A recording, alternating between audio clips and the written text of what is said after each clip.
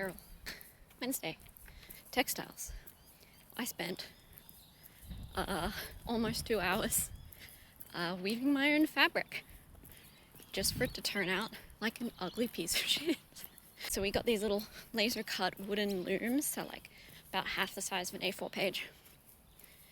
And you get a bunch of yarn. So I use like actual yarn. Cheap shit, obviously. And tie a knot in like the corner and go like the vertical length of the loom. Wrap it around all these little posts that it has on it. And that'll be the warp of the fabric that runs the length of it. And then you get another piece of yarn. And you have to pre-cut this because you can't fit the entire skein like through all the loops. And then you just over and under, or you could spice it up and do double over, double under. And then just tie it all together, which sounds easy, right? Except I overcomplicated it, trying to do cool things like add little tassels and geometric patterns. So I didn't get very far. And it looks like an ugly piece of shit. That was fun. Weaving.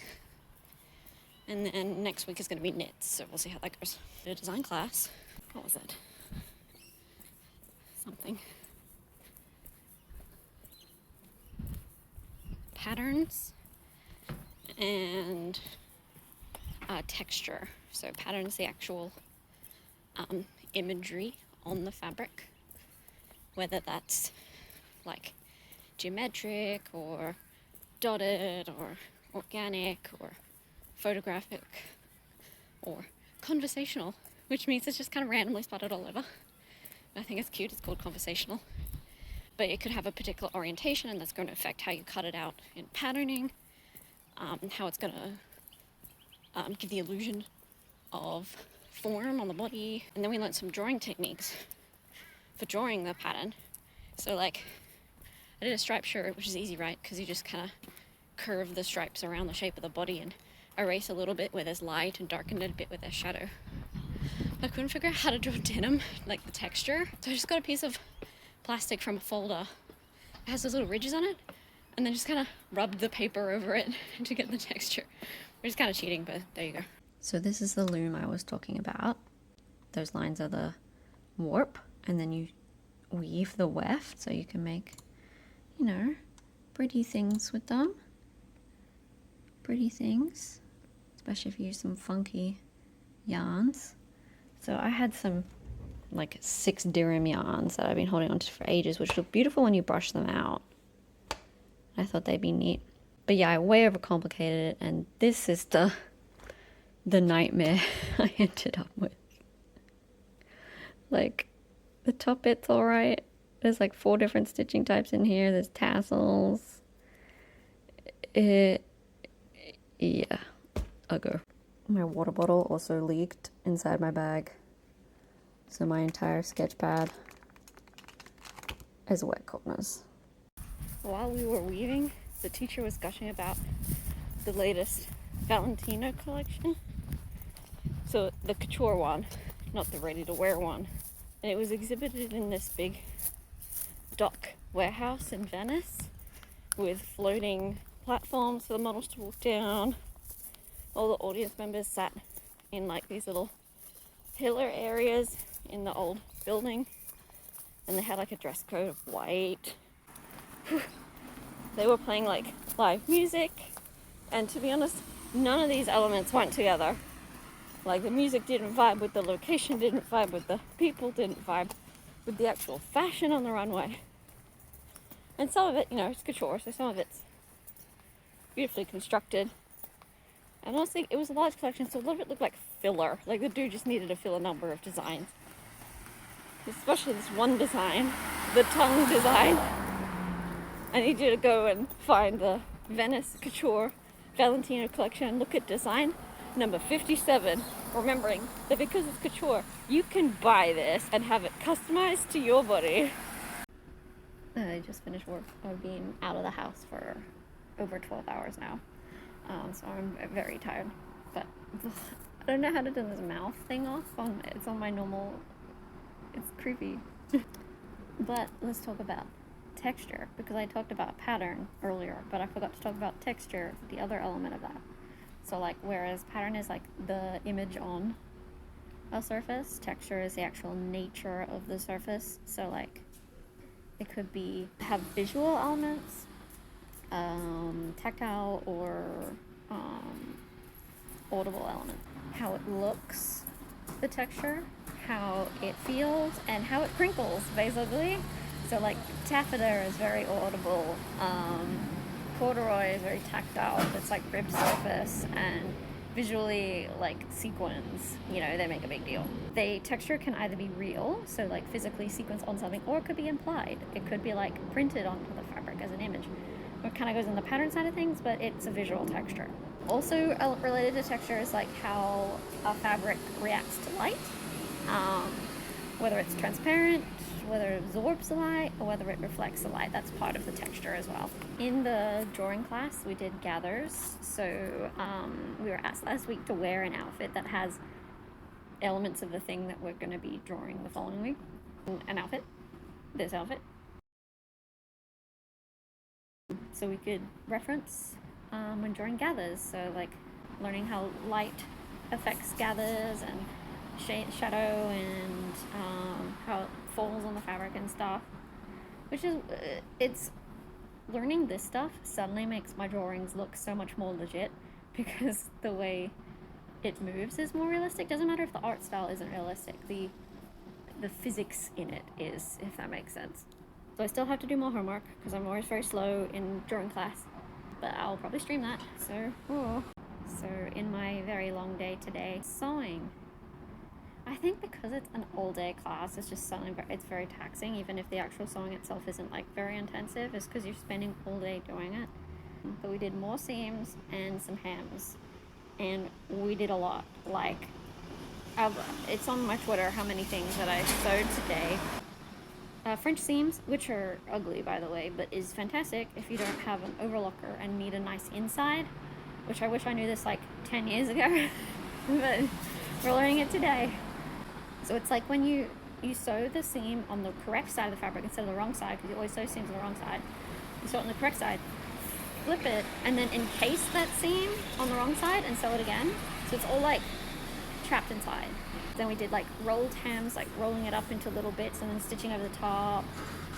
Blind hems, which are also ugly because you're hand stitching between very tiny amounts of the fabric so that it doesn't show the stitch on the either side.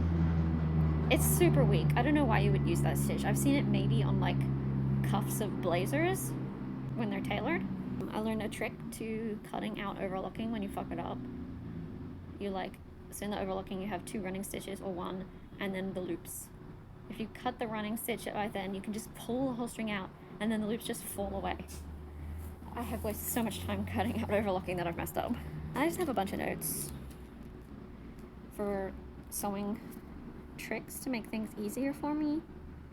I think I was just getting a bit hungry by the end of the day, that I was rushing things a bit and falling back into bad habits that I already have with sewing and not taking the time to do it properly. So my teacher's the kind of person that's like, she has different standards for completion for everybody, but if she thinks you can do better, she'll make you do better. And I guess I appreciate it because now I have some nice seams. So I thought I might take the bus home because I'm really tired and my stuff is heavy. And the bus shows up and it says, sorry, bus full. And then like 6 people get off. And that's great because there's 3 of us waiting. And then the bus just drives off. So we walk in again. I really didn't want to walk up the big hill, but here we are. Tired, and I better be like healthy and fit as hell after all this. Anyway, cutting today, which means I was frustrated as usual, it seems. I don't know how much of it is me, but I sat outside in the sun by myself today at lunch and it was kind of nice and chilling. But yeah, the frustrations literally just come down to, I think, just the teaching style doesn't work with my brain very well. You know, we're explaining how to do things, but not why we're doing things.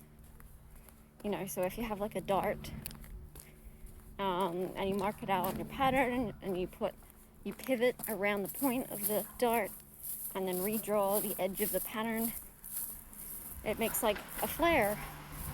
I'm like, cool. Why you do this? It's so if you want to add body to a garment, but like that wasn't explained, and it's not like, oh, I'm too scared to ask questions. No, she just doesn't give you space to ask questions. Just kind of looks around the room expectantly, like, everyone's got it? Okay, good, we're moving on. Sorry, I'm in a bad mood. I mean, I'm fine. Just like end of a week, but we got LARP. It was actually cancelled last week. I was really sad. So, but it hasn't rained today, so we shouldn't be cancelled this week. So this is what the pattern making process looks like. So you get a spec sheet from the designer, the trade drawing. We've named it. So initials, year, type, skirt, and this is skirt design number 2.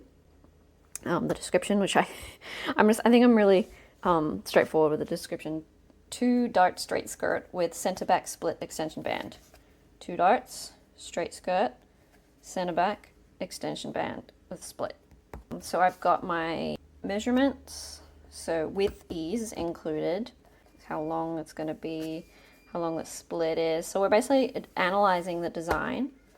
I made a note of the components of the design, what kind of fabric I would make it out of, and then after I did all the patterning, I went back on this sheet and drew like a rough layout. So we analyzed the design, and I've identified that I'm going to be making this on an existing block. So the block is the base pattern, and we're going to adjust it. So being made on this block, the 2 dart straight skirt.